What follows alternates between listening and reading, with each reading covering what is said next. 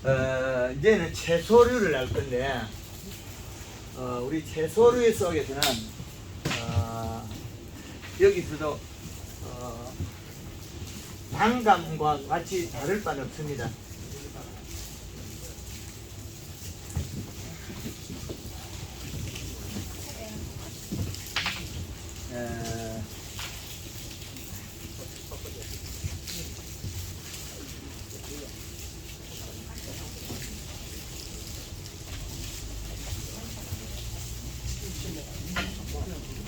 우리가 그 채소류 속에서는 우리가 지금 제일 많이 하는 게 우리나라에 고추를 제일 많이 하죠. 고추하고 오이, 토마토 많이 하죠. 그죠? 우리가 제일 많이 하는 요 고추를 한번 재배를 해보겠습니다.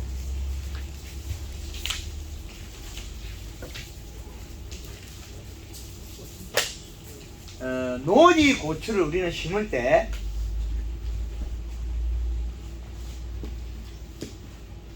노지 고추를 심으면 우리가 뭐부터 제일 먼저 해야 되나? 토양 분석.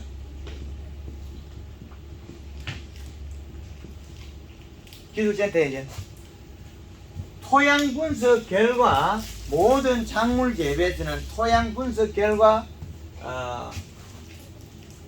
인산, 가리, 칼슘, 마그네슘.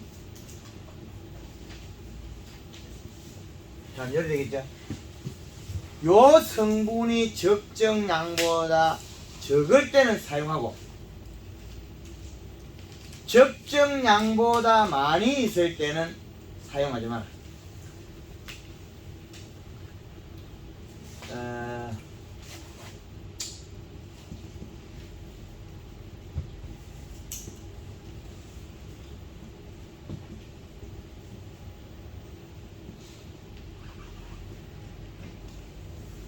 사용 금지. 오이 재배하는 동생 요거 분석해봤어? 지금은 계속 힘겨 있으니까. 안 해봤어? 지금은 작년에는 작년에 해가지고 그게 많아가지고 어떤 부분이 많았어? 인산가리 그거하고 대비하고 있지 말아야 돼. 그러면 인산가리 이게 다 많다는 소리. 그런데 우리가 그 분석했을 때 추천 비료가 많아도 하는 경우가 있어요. 그걸 갖다가 여기에서 표현하는 거예요. 요소 조금 넣고 그래가지고 시작했죠. 그럼 농사가 잘 돼. 그래서 계절의 이 씨값은 요 양이 적정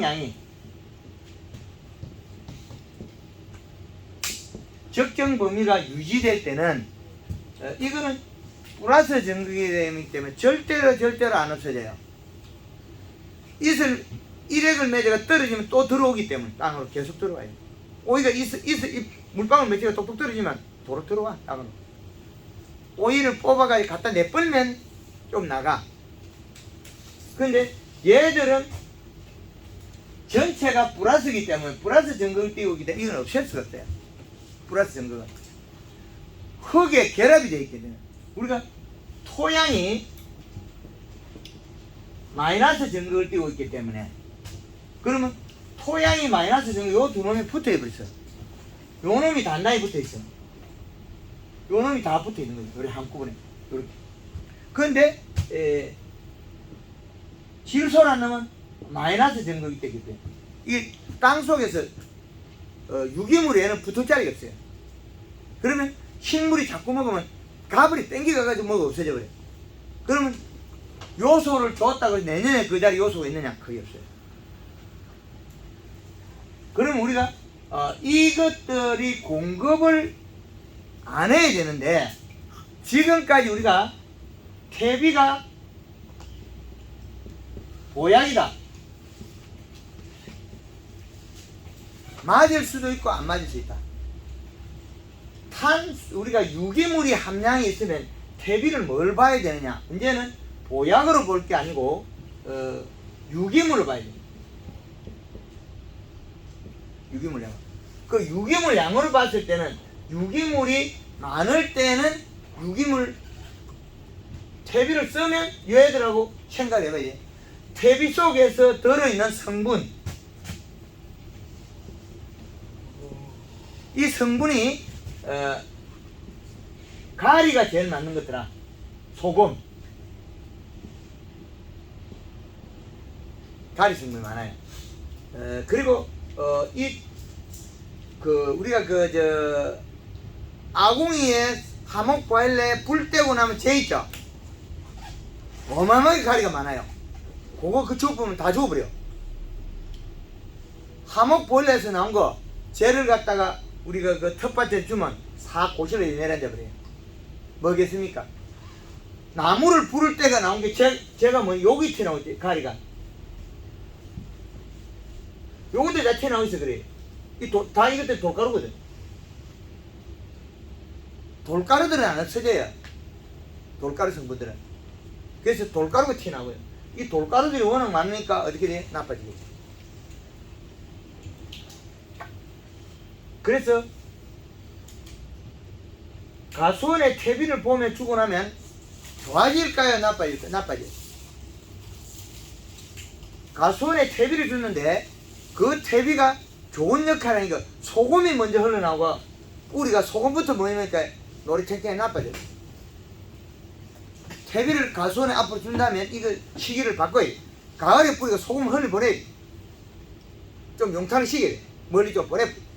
그러고 난데 유기물을 활용해야 되는데 유기물은 지금은 이제 톱밥이나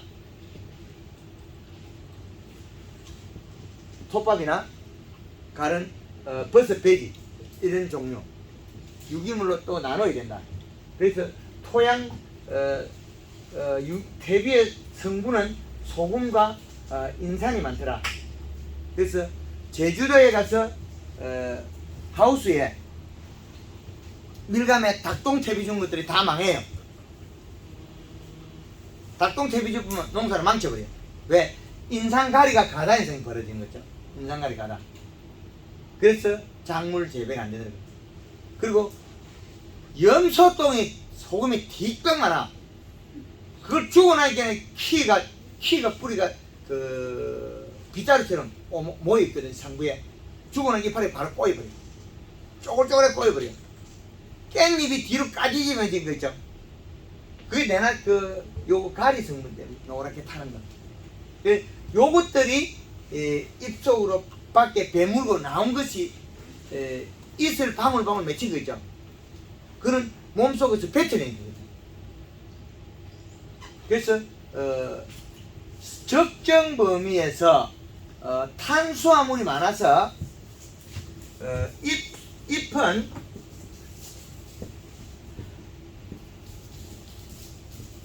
잎의 탄수화물 량, 잎의 두께, 탄수화물 진동식 양에 따라서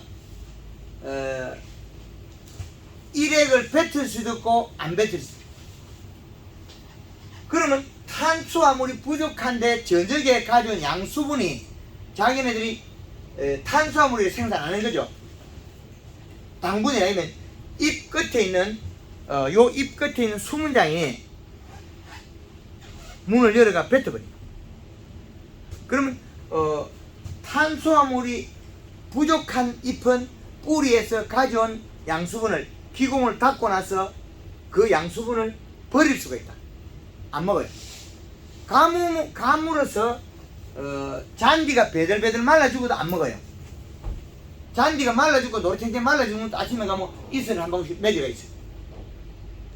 그 물을 먹으면 낮에 얼마나 좋겠어요. 우리 생각에는 동물적인 생각으로서는 그 식물은 그 물을 먹는 순간에 뿌리가 죽어서 영원히 죽어요.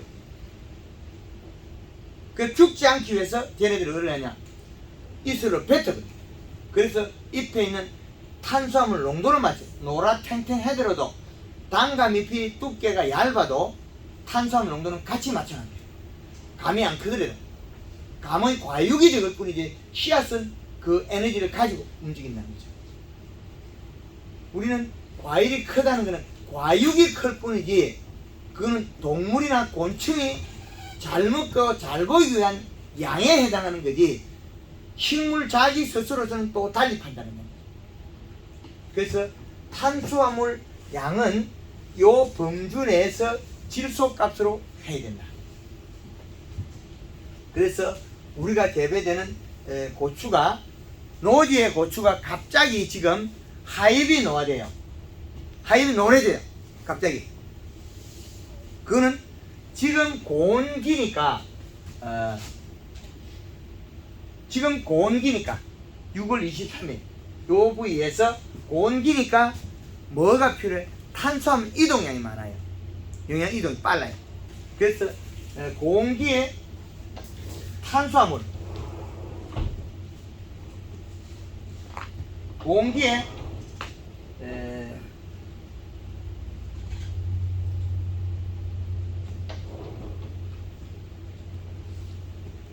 탄수화물 이동량 공기의 탄수화물 이동량에 따라서 잎의 모양과 다 바뀌어요. 상부의 고추잎이 오그러진 거, 쪼그러진 거, 얇고 쪼그러진 거는 비료가 부족해서 공급을 못 받고 있어요. 근데 하엽은 두껍거든요. 그럼 밑에 잎은 두껍고 위에 얇다는 거죠. 그러나 생장 때부터 얘는 공급 못 받겠죠. 그러나 그 환경이 나빠지면 어떻게? 과일로 더 많이 들어가고 있어요. 고추로. 그럼 열매 빨리 키워야 되지, 나빠지니까. 잎 두께가 얇으니까 고추를 더 빨리 키워. 왜? 그래야만이 씨앗을 들어가 종자 번식을 했다. 목적이. 비료가 부족하면 지금 열린 고추에 에너지 다 쏟아버려요. 잎이 두꺼우면 어떻게? 위에 열고 밑에 그대로 키우겠죠.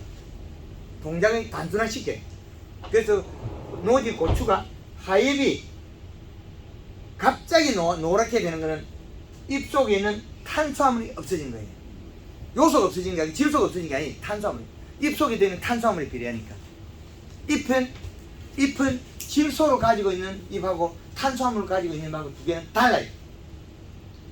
두 개가 사용 방법이. 고추잎이 하엽이 말라 올라가면 뭘 요소를 줘라. 하엽이 노화된다는 거예요. 탄수화물 없어진다는 거예요. 그래서 위에 고추 노지 고추잎이 모양이 개각각 다르다.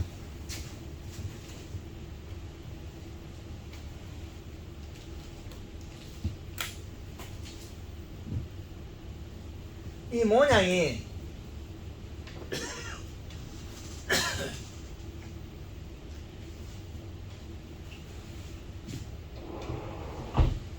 고추잎이 비로 과다가 된 거는 길쭉하고 딱딱하게 약간 열이 빳빳하게 노랗게 돼 있어요. 이거는 과다. 그러면 여기는 상부가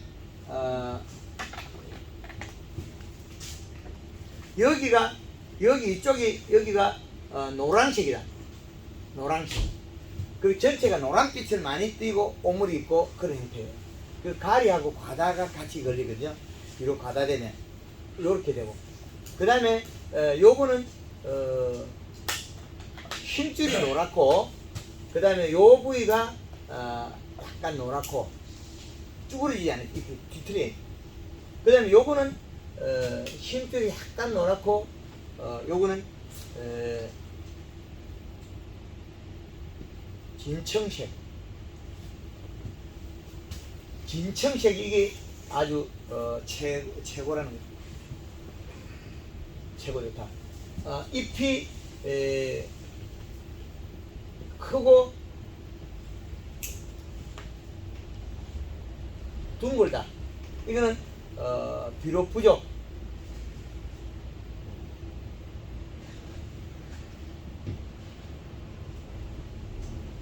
비료 부족할 때 모습이다. 이거는 잎이 커진다. 그 다음에 작고 쪼그러지면 비료량이 더 적다는 거죠. 이거는 작고 잎이 좁아진다. 이것도 비료 부족. 비료 부족. 그러면 요 현상이 지금 어디까지는 그리고 고추가 절간이 길입니다.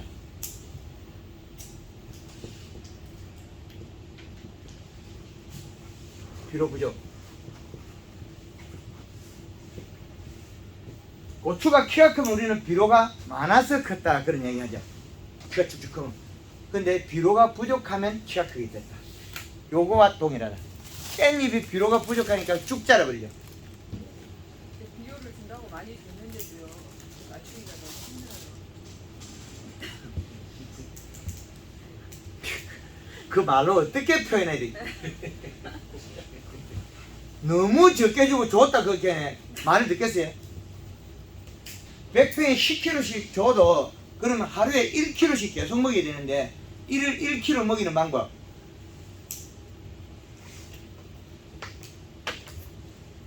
그리고 이 깻잎이 노지에 있다면 비가 와버리기 때문에 비료를 주기가 애매하거든요. 네, 상황이.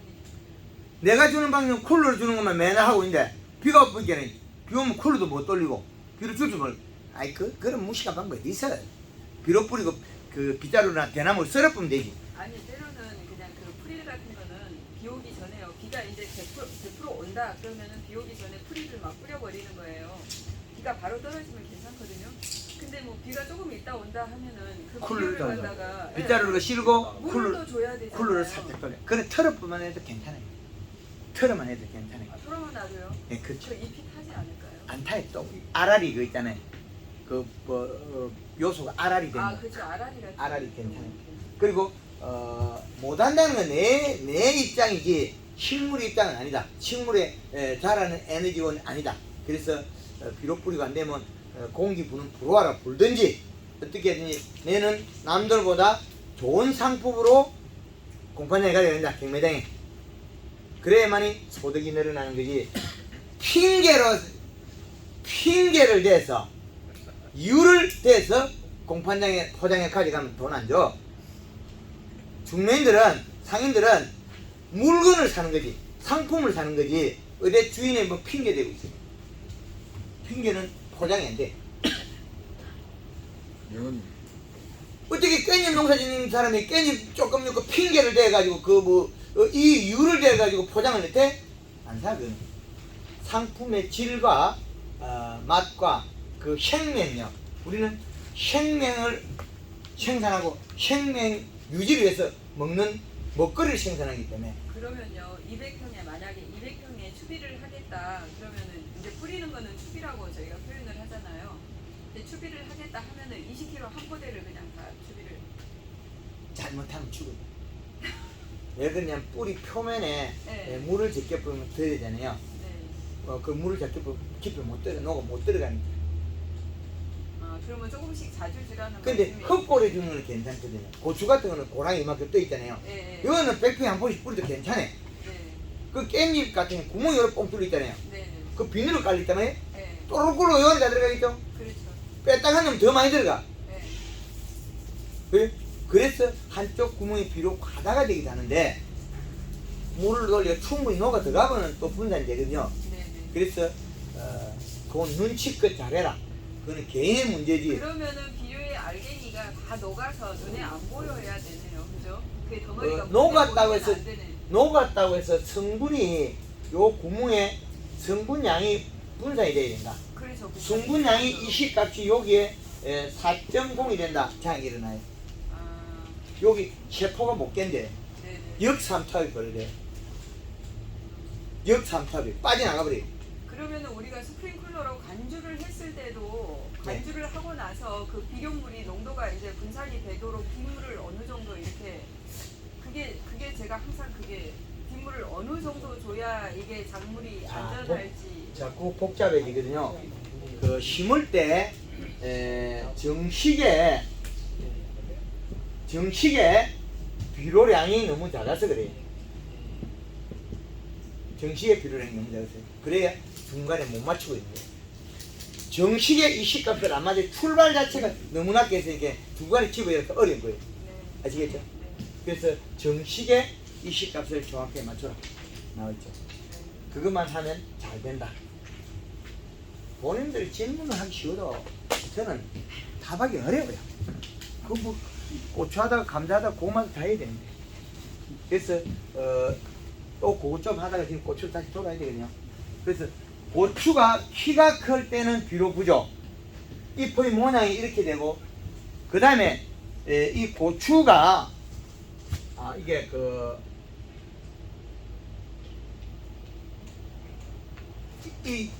이 고추가 좀 거시가죠. 안방에 있는 고추나 밭에 있는 고추나 들에 있는 고추는 무조건 땡겨야 된다. 형님들 잘 들어있어. 안방에 있는 고추나 들에 있는 고추나 밭에 있는 고추는 다 끝이 땡땡해야 돼요. 그 말은 잎의 두께에서 요게 결정하기 때문에. 잎의 두께에서. 그래서 고추가 요 모양이 좀 거시한데 좀 요렇게 요 정도 돼야 되냐? 요 정도 돼야 되는데 요건 좀 안 맞고 요거는 좋은 거. 그 다음에 요게 좀 살이 빠진 놈이 있어요.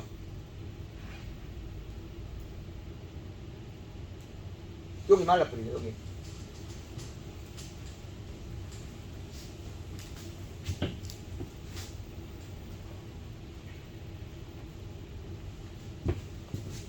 딱 여기 가죠. 그래? 딱 살이 빠지가 여기 말라버리죠. 그럼 여기 말라면 어떻게 돼? 여기 칼슘 결핍일까요? 비료 부족일까요? 책에 나오는 거는 칼슘 부족이 나와요, 고추에. 근데 칼슘이 치면 이게 치료되나? 탄수화물 부족해서 잎 두께가 얇아서 전체 수분이 부족해서 탈수거든, 이게. 탈수.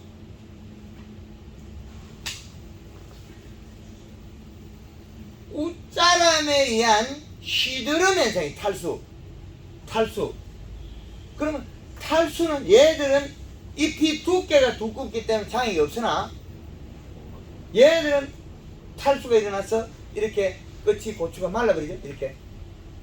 근데 우리나라 대한민국 전체에 고추 칼슘 결핍 이걸 갖다 왜 칼슘 결핍을 해? 요걸 가라가 조사했겠죠. 치료는 우리는 해야 되죠. 그럼 탈수가 되는데 요렇게 되면 칼슘 부족, 영양제 잔상은 좋은 일이 생겼어요. 칼슘 부족이니까 칼슘이 냈다 치겠죠. 요거나 우리가 골다공증이 앞으로 갇힐 거예요. 얘가 어떻게 칼슘 부족이에요? 탄수화물 농도가 잎 두께만 두꺼우면 함수량이 늘어나서 얘가 이상이 없이 이렇게 되는데, 칼슘 부족은 가짜다. 이건 용어 쓰면 안 된다. 질소 부족에 의한 잎 탄수화물 부족에서 잎 두께가 얇아서 시들었다. 이제 이해되죠? 요거는 박수 꼭 쳐야 되겠죠? 네. 이렇게 내용들의 우리가 가짜를 배우고 있으니까 대한민국의 농법 개발하게 튀어나오면 영양제 장사하면 돈 벌립니다.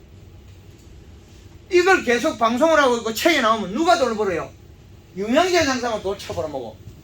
농가에서 정상적인 생산해서 국민이 먹고 살아야 되는데 왜 영양제 장사가 먹고 살아야 중간에서 밥숟가락 얹으면 안 되죠. 그래서 저도 팔아먹고 있다마는 영양제 뺄 게 있어요? 냄비에다가 끓여보세요. 그거 숟가락에 몇 숟가락 안 돼. 그거 우리가 영양제 실패예요. 날아가고 하나도 없으면 호르몬이고, 냄비 끓이고 남은 게 조금 남아있으면 그 건더기가 적은 거고, 우리 건 좀 많아요. 그 차이밖에 없어요. 제가 양도 좀 많이 주고. 영양제를 잎에 쓰는 식물 영양제 무조건 사용하지 말라 하는 놈은 진짜 무식하고 모르는 놈. 자기 것만 좋다 하는 놈은 좀 요거 도둑놈. 그 다음에 효과에 대해서 이야기하는 놈은 그나마 괜찮은 놈. 이제 이해되죠? 지금만 잘 주면 고추가 큰다 하는 놈은 도둑놈. 하지 마라 하는 거 이거는 무식한 놈. 영양제 하지 마라 하는 놈은 무식한 놈. 지금만 좋다 하는 놈은 도둑놈. 이 효과에 대해서 이야기하는 놈은 그나마 팔아먹고도 양심이 있다. 박수 한번 칩시다. 요 도둑놈 그렇게 다 있습니다. 요게 우리나라의 영양제 시장의 현실입니다. 무조건 지금만 치면 고추가 가을 이만해도 그 사진 위에 보면 안 열어. 왜 안 열어? 토양의 희비량이 안 맞아서 안 열어요. 영양제는 실과 흙을 따지면 어릴 때는 100으로 좋고 커서는 프로테인이 낮아져요. 이제 이해되죠? 그래서 영양제를 나쁘다 캐는 놈은 무식한 놈, 지금만 좋다 캐는 욕심 많은 놈, 그 다음에 효과에 대해서 이야기하는 양심이 있는 놈 다릅니다. 그다음 그리고 놈이 욕심이 많은 사람을 또 흥을 겁니까? 예? 하여튼 남은 것을 효과에 비해 가지고 결과에 비해 가지고 안 좋은 걸 가르치는 거는 보통 주식 사면 돈 벌 그렇게가 안 된 거 있잖아요. 그건 뭐랍니까? 그 다음에 땅값 오를 거라고 비싸게 팔아먹고 땅값 안 오르면 뭡니까? 그렇죠. 그런데 또 거꾸로 이야기하면 우리가 칼슘 부족해서 우리가 칼슘제를 우리가 먹었잖아요. 동물이 우리 사람이 그 치유 안 되면 뭐랍니까? 약효가 없다 그러죠. 그건 또 다르잖아요. 근데 영양제가 치에서 잘못됐으면 영양 성분이 없다고도 판단할 수 있고 다른 영양이 많기 때문에 실질적으로 우리가 피부로 느끼고 우리가 하는 거는 이런 현실입니다. 지금만 좋다 해서 안 되고 어떤 해석을 다 해야 되지 원 전체를. 그래서 제가 이런 말을 하는 순간 칼 맞아지시거든요. 근데 보편적으로 농촌 계신 분들이 지금은 좋다고 이야기하던데. 그렇죠. 그게 이제 우리가 이제는 주목구 시대는 지났다. 과학의 시대다. 그래서 영양제를 쓰지 마라 그러는 거는 잎을 움직임을 할 수 있는데 안 한다는 것이 좀 차이가 많겠죠. 뿌리에 영양 공급해야 되니까. 그 다음에 내 것만 좋다 하는 것도 맞을 수도 있어요. 그러나 안 맞을 수 있다. 이 영양제 장사를 나쁘게 음해하자는 건 아니니까 교육의 목적이 있으니까요. 저도 팔아먹고 있으니까 이 속에 속할 거예요. 한 부분에. 나쁜 놈이 됐건 뭐가 됐건 저도 하나 속할 거예요. 왜 그렇게 결과가 그렇게 나오느냐? 우리가 여기에서 이 양을 계절의 이 시값을 못 맞춰놓고 저 결과를 기대한다는 거죠. 그래서 고추 재배를 했는데 우리가 결과를 어떻게 내야 될 거냐? 결과. 고추를 재배했는데 결과가 재송열이 되잖아요. 황금알 농구에서 고추를 비료량과 이 시량을 맞추면 시장 커요. 그래서 그 성분에도 도합해야 된다.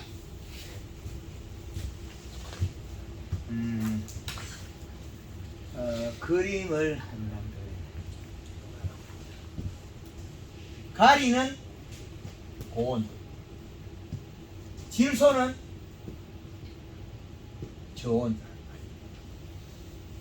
설탕은 둘 다 좋다. 저온에도 좋고 고온에도 좋다. 그 말은 잎이 탄수화물이 필요한 탄수화물 공급받아서 이 양으로 인해서 행동이 안정화가 되고 뿌리에 영양을 공급되기도 하고 잎에 간직하고 있으면 뿌리에서 온 양수분을 다시 뱉지 않고 먹을 수도 있다. 이 설탕은 좋은 거죠. 그래서 효과가 있다. 그래서 고추가 우리가 절간이 길어진다. 키가 크면 비료가 부족한데 키가 크면 비료가 많다는 이야기를 많이 해야 돼. 비료량이. 근데 절대적으로 그렇게 한다. 그리고 우리가 요소를 작년에 준 거 봄에 준 그 비료가 안 맞다.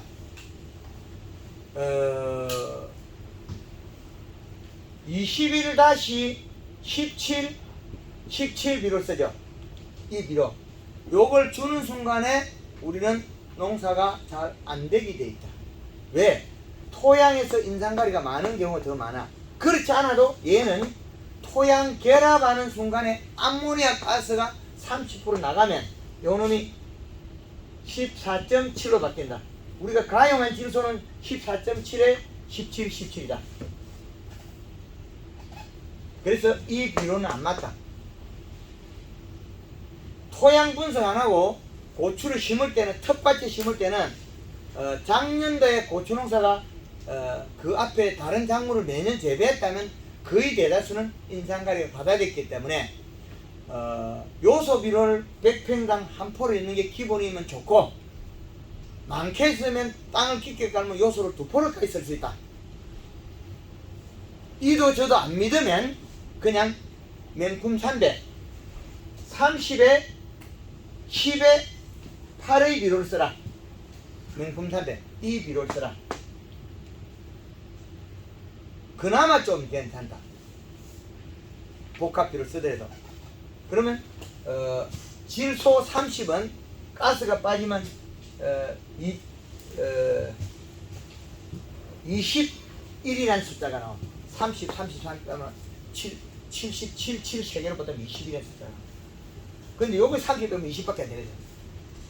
희한하죠? 여기 아주 애매하거든요. 30에서 30을 자르면 그죠? 20이 되죠. 10에서 7을 빼면 3을 빼면 21이 나와요. 분명히 똑같은 숫자예요. 10에서 7을 만들면 21이 나오죠. 그죠? 30에서 10을 빼면 10을 빼면 20이 나와. 숫자가 달라있죠. 완전히 바뀌어버리죠. 30에서 10을 뺄 거냐, 30을 뺄 거냐, 10을 나눠 가지고 뺄 거냐에 따라서 바뀌어집니다. 30%라면 바뀌어요. 30%는 깨네. 예, 그 삼성은 9부에 있는데. 그렇죠. 그렇죠. 그 차이에서 21%가 맞아요. 21%는. 예, 21%가 맞아요. 금방 제가 푹 빼보면 21이 됐거든요. 요 간단히 빼면 30 빼면 요 한 빼면 되잖아요. 그 3.3은 계산은 안 맞아요. 그래서 21%와 21과 10의 비료가 된다 이거는. 10의 8이. 그러면 요렇게 됐을 때는 그나마 고추가 성장하는데 좀 가리 바다 현상이 좀 덜이 온다. 그래서 깊이 쓰는 양이 또 다르다. 우리가 추비를 쓸 때 그 고추에 추비를 쓸 때 NK 쓰면 18-0-18을 쓰면 요 비료는 얘가 가스가 빠지면 12.6이 됩니다. 12.6 12.6의 질소와 18의 가리가 되죠. 그러면 더우를 타서 고추가 잘 안 돼. 그래서 토양에 인산가리가 적정량이 있으면 계절에 적정 범위가 있으면 요소만 지고 농사를 지어라. 그 작물 1년에 이 비료가 없어지니 절대 안다. 제주도의 백합 농사는 4년 동안에 요소만 짓고 1년에 2번씩 농사를 지어요. 그래도 과다다. 인간하고 말이 안 되죠? 작년에 제주도에 키위밭에 3,000평에 요소를 300% 뿌리고 올해는 요소를 벌써 한 200%를 뿌렸어요. 100평에 한 7-8포씩 뿌렸으니까. 키위밭에 100평에 요소를 7포 뿌리다 그러면 벌써 100평에 140kg 뿌렸어요. 팽당 1.4kg의 지효소를 뿌렸어요. 질소를. 근데 주인이 뭐라겠어요? 우리 이거 좋다네. 그래서 토양 성분을 맞추는 거는 농사의 아주 기본 중의 기본이다. 그래서 그건 꼭 지키셔야 된다.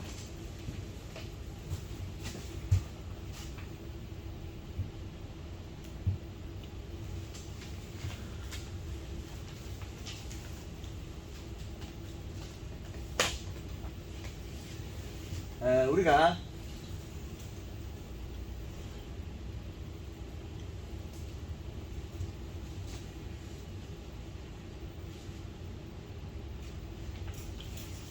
식물의 성장과 비료량을 보면 이렇게 식물이 성장하고 그 다음에 여기서 비료량을 늘려서 이 시가 5.0이 되고 이 비료를 먹은 식물은 멈추거나 멈춤이 일어나면 사망을 하게 된다. 죽는다. 성장하다가. 그런데 날짜에 이 시값을 계산해 보면 고추가 열었다 안 열었다 하고 키가 안 클 때 여름에 양이 작은 이 시값은 얼마냐? 0.5더라. 토양이 거의 0.3, 0.5는 나와요. 다 먹고 나도 인상가리가 고정되어 있으니까 0.5가 되고 겨울에는 키가 안 크고 할 때 이 시값이 겨울에는 0.8이 나오더라. 이건 여름입니다. 여름에는 우리가 비료량이 전체 이 시값이 1.8이잖아요. 그래서 여름에는 고추가 키가 우짜랄 때 이 시값이 0.8에서 1.0이 되더라. 그럼 요 키가 제일 크죠. 비료량이 여기. 겨울에 고추가 키가 컸을 때는 이 시가 1.5가 되더라고요. 겨울에 그 하우스의 잔량이 시가 2.7이 제일 좋더라. 여름에는 1.8이 좋더라. 괜찮죠? 이게 과학이죠. 근데 이거마저도 비료 성분에 따라서 좀 바뀐다는 거죠. 식물에 고추에다가 밥을 해먹이려면 비빔밥을 한다면 밥에 해당하는 것은 질소, 나물과 양념에 해당하는 건 인산가리, 칼슘, 마그네슘, 미네랄소. 나물이 너무 많아가지고 비빔밥이 짜봐서 못 먹겠다. 짜봐서. 그럼 밥그릇이 넘쳐더라도 밥을 더 여가 비비겠죠. 나물을 덜어내든지 우리가 땅에 들어있는 인산가리, 칼슘, 마그네슘 덜어낼 방법 있나요? 없죠. 얘들이 플러스 정도로 딱 결합되어 있는데 아무리 떼도 안 없어져요. 모내기를 해갖고 나락 농사를 1년 삭기를 해도 안 없어져요. 나락을 심으면 뭐 인산가리, 칼슘 없어지느냐? 마그네슘 없어지냐? 절대 안 없어져. 단단하게 붙어있어. 하우스 농사 짓는다고 고추 농사 짓는다고 아무리 열심히 해봐라. 요거 때문에 농사가 안 된다. 깻잎 농사 겨울 내셔도 안 되는 게 요 원인. 여기에 성분에 된 비료를 많이 주기 때문에 안 된다. 그래서 지난 겨울에 고추 가격이 비쌌던 원인은 토양의 인산가리, 칼슘, 마그네슘 농도가 높은데 거기다가 우리가 추비로 줬던 비료가 인산가리 많은 비료를 줘서 가리 가다로서 낙과가 된다. 그 옛날 어른들이 지금부터 한 20, 30년 전에 하우스 농사 지은 분들은 고추밭에다가 물 퍼놓고 요소비를 전혀 어쨌다니까 이렇게 고추 많이 땄어요. 그런데 지금은 어떻게 호수 쬐끄만 깔아가 찔끔찔끔 주고 있으니까 이게 안 되는 거예요. 이 시까지 안 맞았어. 양액 재배도 역시 마찬가지라. 양액 재배에서 대구 그 옥포에 작년에서는 저 한꺼번에 교육받고 했는데 그 전에는 이 실을 1.8을 공급했대. 고추가 키만 크고 안 자라요. 그래서 제가 가서 이 실을 올려서 3.3으로 공급해 가보니까 키가 조금 마디가 늘어져. 조금 늘어. 그래서 3.7로 공급했어. 이 실을. 양이 기억하죠? 예. 이 시 겨울에 얼마 줍니까? 저희는 뭐 고추는 재배 안 하는데 보통은 여름에 2배 정도. 요거 겨울 이 시 얼마 주지? 그게 2.0 정도. 아가 배가 고파서 크겠냐? 먹는 게 1.3을 먹고 잔량이 겨울에 2.7이 되려고 하면 4.0을 줘야 되잖아요. 근데 보통 양액 재배에서 이제 양액 비율 자체가 질산 저기 가리 자체가 3대 1.5 대 5.5 정도 되거든요. 그러니까 예. 그 지금 뭐 전국 뭐 국가에서 이렇게 양액을 보급하는 그 자체가 그렇게 되니까 지금 저기 대표님이 말씀하시는 것처럼 질소 양은 굉장히 적은 거고요. 예. 그래서 이게 잘못된 거예요. 예. 그래서- 지금 그런 상황이고. 그래서 A통, B통, C통, D통에 1톤의 요소를 2포 40kg를 넣으니까 맞아지더라는 거죠. 양액에 양액 1톤에 요소를 2포여서 겨울에 이 시값을 하우스에 이 겨울 고추 하우스 양액 이 시가 겨울에 2.7이 나와야 되는데 공급은 이 시를 4.0을 줘야만 1.3을 먹고 2.7이 남아요. 겨울에는 흡수 시간이 짧기 때문에 많이 다량으로 짧게 먹어야 돼요. 그 네덜란드에서 4.0 주는 소리 안 나거든요. 그럼 한국에서 네덜란드에서 배웠으니까 그 이하를 쓰겠죠. 양액 들어있는 것들이 거의 대부분 외국 거잖아요. 그러다 전문가가 없어서 그렇다. 보니- 예. 한국형으로 만들었어야 되는데 한국형으로 못 만들었었다. 우리는 사계절이 뚜렷하고 온도의 편차가 한 60도 이상 나요. 겨울에 마이너스 30도, 여름 마이너스 30도, 플러스 30도 하면 60도죠. 겨울에 20도 내려가면 얼마예요? 여름 40도로 가면 60도죠. 그래서 지금 양액 재배하는 게 문제가 뭐냐면요. 양액 배지는 어차피 다 양분이 없는 거잖아요. 양분이 없는 거에다가 지금 심어서 예. 그 걔네들이 먹어야 되는 양분을 무기물 원소를 공급하는 거죠. 예, 무기물 원소를 공급하는 데 있어서 그 양액 자체가 성분. 비율이 지금 잘못돼 있는 거고. 그래서 요걸 그 요소 열어요. 네. 그래서 식물을 보고 알면 되잖아요. 얘가 배가 아픈지 눈이 아픈지 코가 아픈지 알면 되잖아요. 그 양액기 자체를 지금 새로 만들고 있는데요. AP가 이제 실질적인 공급 지금처럼 하는 공급 양은 일단 맞춰놓고 대표님 말씀하시는 것처럼 요소만 따로 그 D통 4번통. 예, D통에다가 만들어서 네. 그래서 요거를 예, 이씨 자체를 새로 만드는 거죠. 공급은 이시 가을 이시를 네. 여기에다가 4번 통에 네네네. 1톤에 그 요소를 40kg 혼합하고 이시값을 3.3을 주다가 마디가 조금 늘어서 다시 3.7을 공급했거든요. 책이 없죠. 그러니까 고추가 엄청나게 났어요. 그래서 우리가 재배되는 작물을 잎을 보고 작물이 성장하는 이 잎을 보고 판단을 해서 우리는 얘를 길러야 된다. 이 테두리가 탄다 소리는 이슬을 맺고 있다. 이슬 맺을 때 나온 게 뿌리에서 나온 양수분이 나온 거다. 그 말은 잎 속에 지금 탄수화물이 부족해서 저녁에 가져온 양수분을 먹을 수 없다. 그래서 잔량시가 1.2 이상이 돼야 이슬을 안 맺더라. 공급은 이슬을 2.5를 줘서 잔량시 1.2가 되니 지금 얼마 준다 그랬죠? 2.0 보통 대부분 2.0에서 2.4 사이.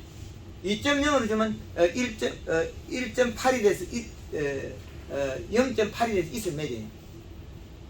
1.2가 안 나와요. 2.0을 되면 이슬 맺어요. 그럼 성장 속도가 더뎌요. 노릇짝하게 잘 안 크겠죠. 근데 이것도 이 속에 있던 질소분이 적어서 또 문제가 더 있고. 그렇죠.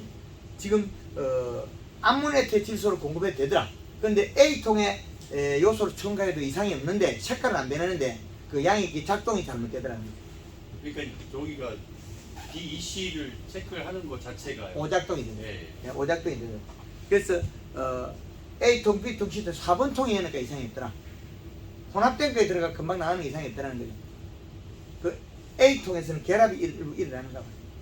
그래서 문제가 되더라. 그래서 우리 회원들이 지금 하는 거는 더 준다.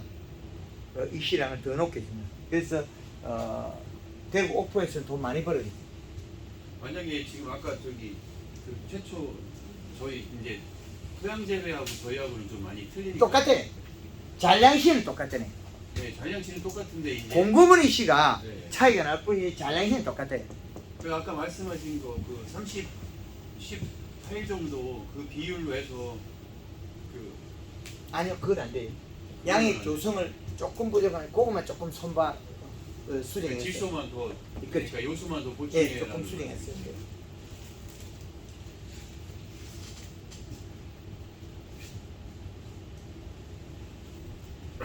쉐입들이 10번이 오잖아요. 그죠? 예. 타잖아요. 예. 칼슘 결핍인가요?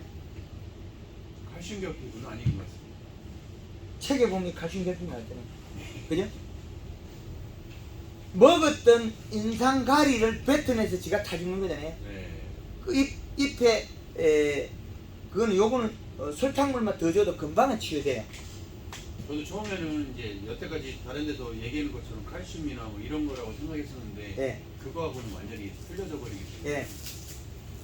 그러면 요게 이제 잇을 맺을 때, 그 물방울 맺을 때, 인산가리, 칼슘, 마그네슘, 거기다가 아미노산 단백질도 같이 나오게 된 제피콤팡이 있어요.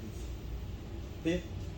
제피콤팡이와 흰가루병, 제피콤팡이, 흰가루병, 녹균병은 전체적으로 근원적으로 질소 부족에서 온 병들이 여름에 많이 죽습니다. 죽어요. 예, 많이 죽어요. 우리나라에 여름에 죽는 것들이 네. 고창에 있는 복분자, 서산에 있는 생강, 또 하나 더 보태면 인삼. 죽어요. 여름에 안 되는 것들이 또 많아요.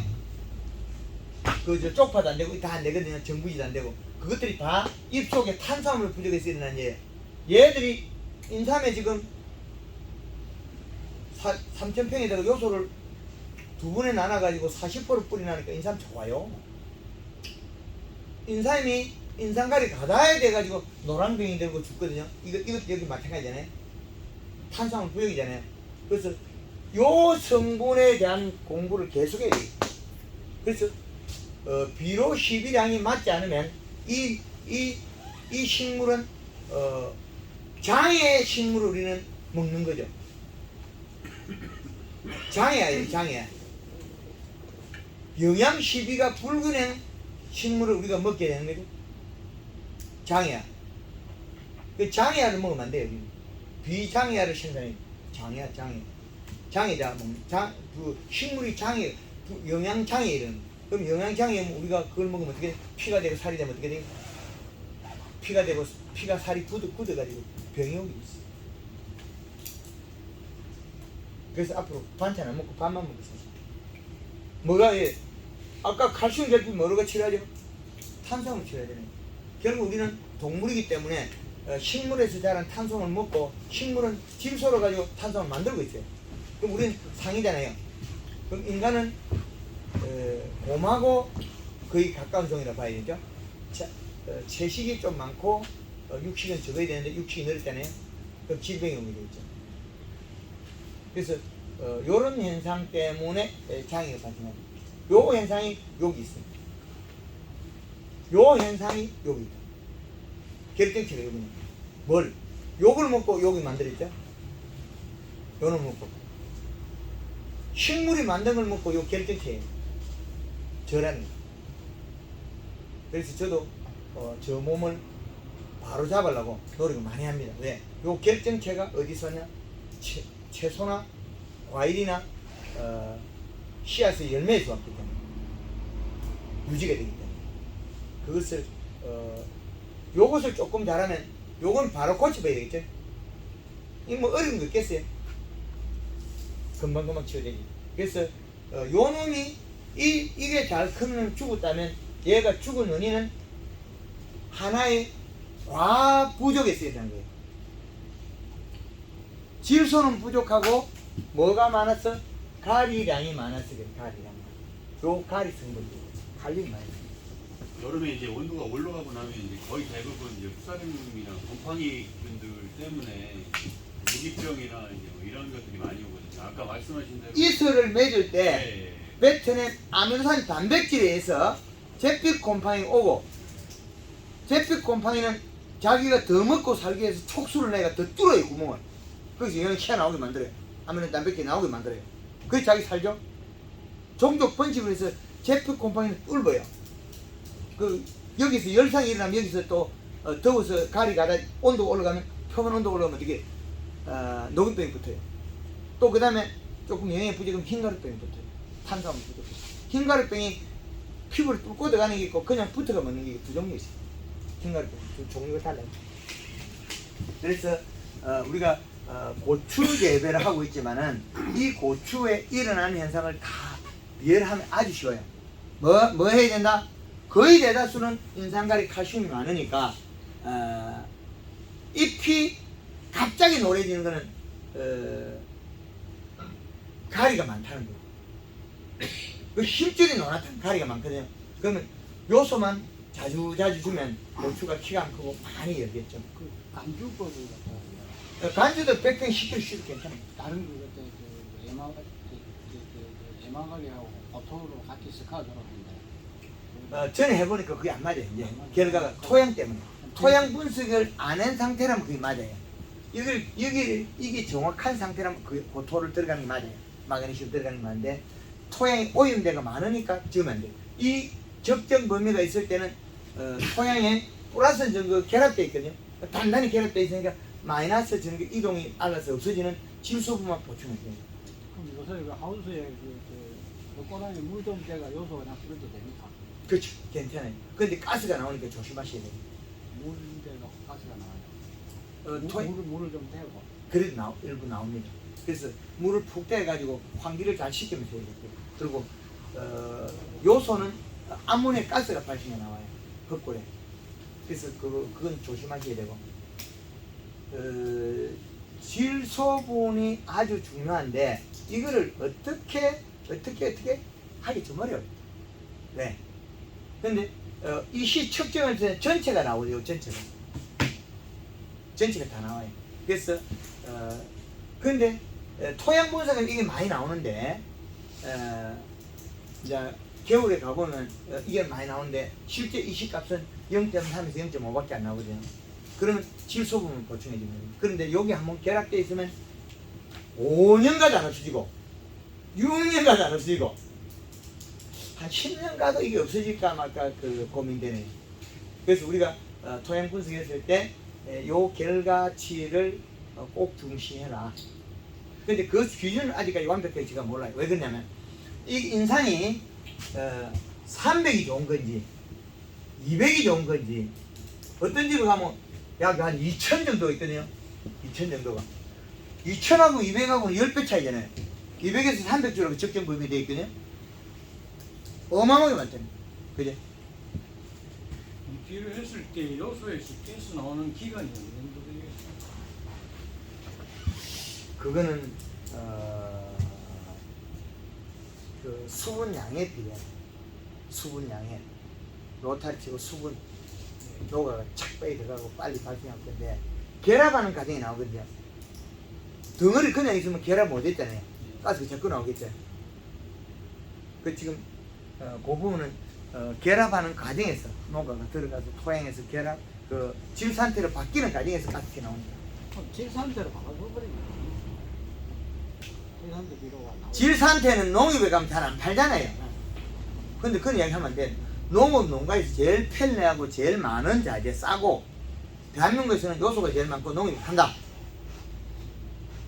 설탕은 마트에도 팔고 식자재 마트에 팔고 농협 팔고 설탕은 좋은 겁니다.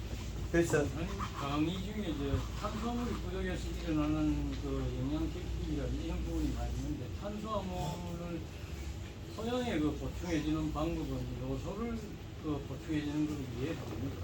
그것밖에 안 되지. 탄수화물 생산의 주 원료가 질소.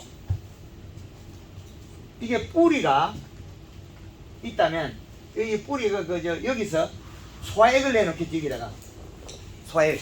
소화액은 잎에서 탄수화물 간 거 있죠.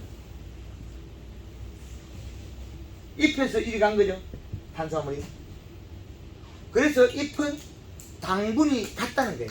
물을 안 먹는다 소리는. 그럼 요게 조금 나오고 많이 나오고 그 차이래. 그럼 여기 미생물이 계속 살고 있어요?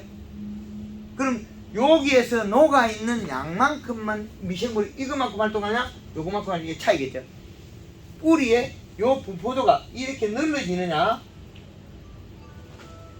작으냐 차이. 요리 작으냐 요 차이.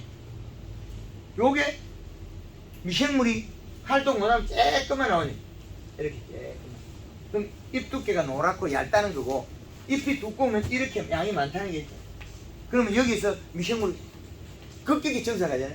그럼 여기 들어있는 성분을 녹여서 빨아들이는데 요 성분이 여기에는 뿌리가 뻗어나갈 때마다 플러스 정도 있다는 거예요. 요거 인상가리 같이 막아줘. 그럼 질소분이 여기 보충돼야만이 질소를 녹여 먹어야만 여기서 아미노산 단백질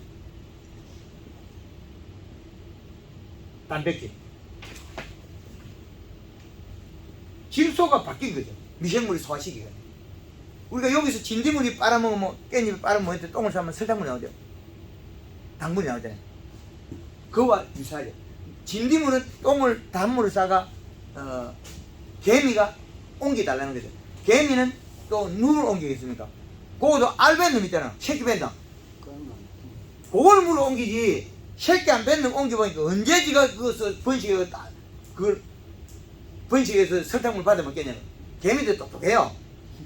진딧물이 여기서 있는 걸 갖다 옮겨줄 때 알벤놈 배가 부른 놈을 갖다 옮겨주지 새끼 안 벤 놈은 절대 안 옮겨. 그거 옮기가 임금변 안 나오는데 새끼 벤 놈 옮겨 여기서 그 진딧물 옮겨 새끼를 까버리면 금방 설탕물 많이 나오죠. 그리고 진딧물 옮길 때 진딧물 개미 옮길 때 냄새를 맡아보고 여기 건강한 놈인지 아닌지 알아요. 그러면 호르몬을 많이 분비하는 놈. 얘는 호르몬을 어떻게 분비하냐? 냄새로서 독성을 분기게 하죠. 힘이 없는 놈은 뭐 숨을 살살 쓰니까 냄새가 안 나겠죠. 건강한 놈은 힘을 많이 쓰잖아요. 그러면 냄새를 풍기는 거 벌레 오지 말라고 풍기는 거죠. 근데 개미는 진딧물 묻어 안 죽으니까 그 냄새 많이 나는 놈을 갖다 옮겨버려요. 건강한 놈한테. 그럼 또 그것도 알벤 놈, 새끼 벤 놈을 갖다 옮겨버려요. 그럼 금방 많이 나오죠. 그 식물이 건강하면 진딧물이 급격히 늘어요. 왜? 애미가 알벤 놈을 들고 오니까. 개미만 살고 있어요. 그 식용유 퐁퐁 치면 냄새가 나서 개미가 헷갈려요. 개미가 헷갈릴 거예요. 저기 냄새가 맞나 아니나 헷갈리고 새도 안 오고 그 나비도 안 오고 그 고추밭 때 기름 소독에 보면 나비가 안 오잖아요. 튀김가루가 튀김 식용. 예, 튀김 식용유 좋고 통닭집에 좀 끈끈해서 안 좋고. 대표님 거기서 그린하고 이 설탕물하고 사용할 때 예, 그 기름 소독을 같이 사용해도 상관없습니다. 예, 그 기름 소독은 이 잎에 기공이 다 끼고 난 다음에 하면 좋다. 그 농도를 너무 높게 하지 말고 한번 시험해보고 그래야 합니다. 기공이 다 끼고 난 다음에 해야 뒤로 살펴야 되지. 기공이 열린 이상 기공이 하면 그럼 저녁 늦게 하는 거. 그렇지. 개발자의 신재수식 하는 거는 저녁에 해라는 거. 그럼 우리가 바쁘니까 어디서 살펴야 그럼 오해 칠 때는 위로 좀 연도 낮게 해야 살짝. 농도 세게 치면 안 된다. 그리고 통닭집에 그냥 튀김집에 좀 차이가 난다. 기름 소독할 때 그 주기가 이게 깻잎 같은 경우에 제가 기름 소독을 한 번 했더니 효과가 정말 감탄할 정도로 좋은데요.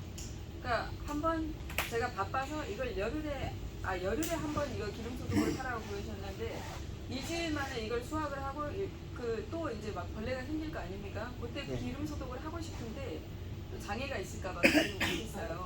농도를 얕게 해가지고 자주. 그러니까 50에 100 제가 네, 이렇게 네. 해가지고. 자주 해요. 네. 낮게 해가지고. 그 기름은 그러면 일주일만 해도 괜찮다는 말씀이세요? 괜찮아요. 기름은 연하게 하면 괜찮아요. 그리고 또 깨니까 좀 물을 또 자주 주는 거고. 그럼 요것들이 우리가 제일 상위 영양소가 뭐겠어요? 기름이죠. 지방이죠. 기름. 그 다음에 아래 것이 뭐 탄수화물. 그죠? 제일 상위 영양소 지방이에요.